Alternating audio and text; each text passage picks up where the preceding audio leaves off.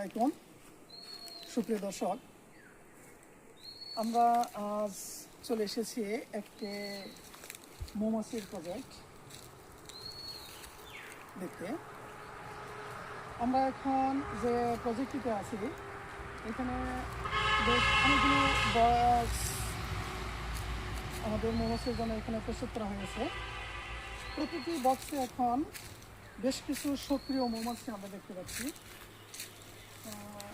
আমরা যদি এই দিক থেকে দেখি, প্রতিটি বক্সে কিন্তু পর্যাপ্ত পরিমাণে মাছি তাদের যে বিচরণ চলছে। শীতের মৌসুম, খাবার এখন আসলে মাছির শুরু হচ্ছে।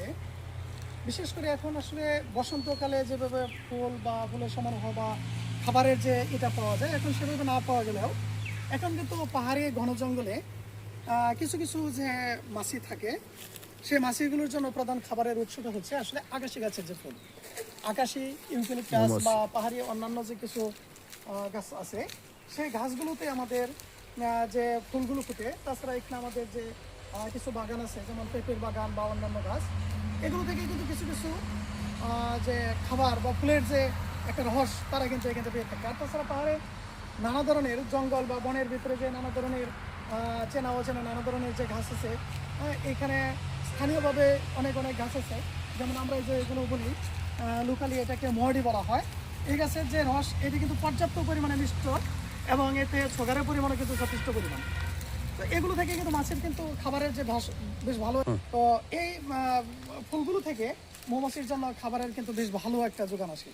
আর সেই দিক থেকে যারা মৌমাছির চাষ যারা রেগুলার করে থাকেন, তারা কিন্তু এই সময়টাতে তাদের বাড়িতে যে মৌমাছিগুলো লালন পালন করেন, সেগুলো কিন্তু এখন আসলে তাদের নিজস্ব ভাবে বা নিজস্ব প্রযুক্তিতে তাদেরকে পালা, তাদের যে বাড়ি থেকে খাবারের যোগান দেয়, এটা কিন্তু অবশ্যই তাদের জন্য একটা কষ্টসাধ্য বা বেসাধ্য বিষয়টা বলতে হয়।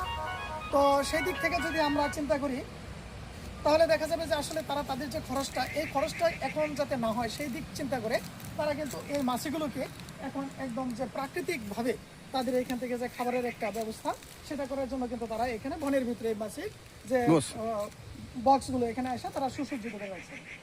এবং এখানে যে আমরা দেখতে পাচ্ছি, এখানে মোটামুটি প্রায় 100-র উপরে যে মৌমাছির যে বাক্স হয় সেটা আমরা দেখতে পাচ্ছি। এবং প্রতিটি বাক্সে কিন্তু এখন বেশ সক্রিয় মৌমাছি আছে। আর এখানে যে মৌমাছি, এই মৌমাছি এখানে যে জাতটা আছে, প্রজাতিটা আছে, সেই প্রজাতিটা আসলে আমরা যেটা জানতে পেরেছি, এটা হলো ম্যালিফেরা মৌমাছি। আর ম্যালিফেরা মৌমাছিটা এটার থেকে কিন্তু মধুর পরিমাণ আসে মোটামুটি সবচেয়ে বেশি। আমরা চাষযোগ্য যে মৌমাছিগুলো, তার মধ্যে কিন্তু 2টি মৌমাছি আমরা বেশ ভালোভাবে পালন করি। তার মধ্যে যে আমরা মধুর পরিমাণ বা মধুর যে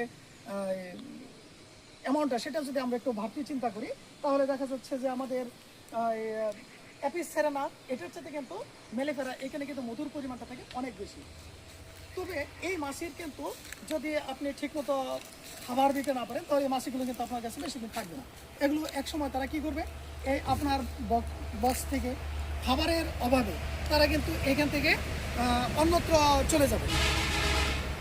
তো তাই এইগুলোকে যখন পর্যাপ্ত বর্ষা বা খুবই কুয়াশাচ্ছন্ন সময়, যখন এদের খাবারের অভাব থাকে, তখন আপনাকে অবশ্যই এখানে তাদেরকে কৃত্রিমভাবে খাবার দিয়ে তাদেরকে আপনার লালন পালন করতে হবে।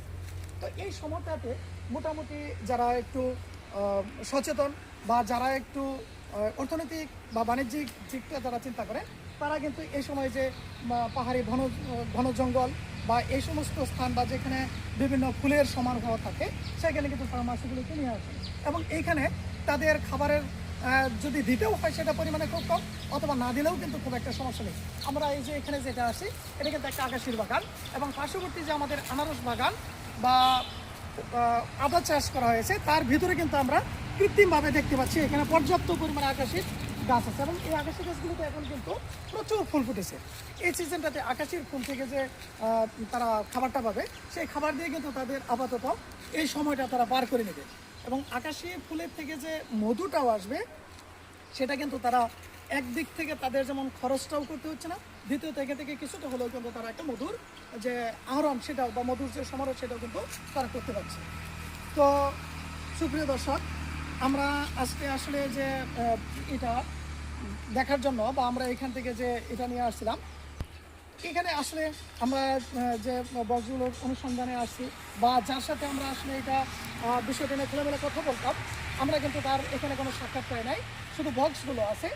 আর যদি আমরা এইখানে যে আহ, যার অধীনে এই বক্সগুলো বা যার এই মৌমাছিগুলো যার আসলে প্রকৃতপক্ষে তার সাথে যদি আমাদের সাক্ষাৎ হতো, তাহলে আমরা অবশ্যই তার কাছ থেকে আরও বিস্তারিত আমরা জানতে পারতাম। তো আপাতত আমরা আজকে এখানে না পাওয়ার পরে এখান থেকে আমরা একটু দেখে চলে যাচ্ছি। আমরা একটু সময় করে নিয়ে তারপরে তার সাথে এসে আমরা অবশ্যই কথা বলবো এবং তার কাছ থেকে আমরা এই মৌমাছির আরও বিভিন্ন বৈশিষ্ট্য, তাদের আচার আচরণ এবং তার বাণিজ্যিক যে লাভ্যাংশ বা তাদের বিভিন্ন যে কালচার, সে বিষয়গুলো নিয়ে আমরা অবশ্যই বিস্তারিত তার সাথে আমরা কথা বলে এটা পরে আপনাদের সাথে এটা আমরা শেয়ার করবো। তবে আজকে এই পর্যন্তই, ধন্যবাদ, আসসালামু আলাইকুম।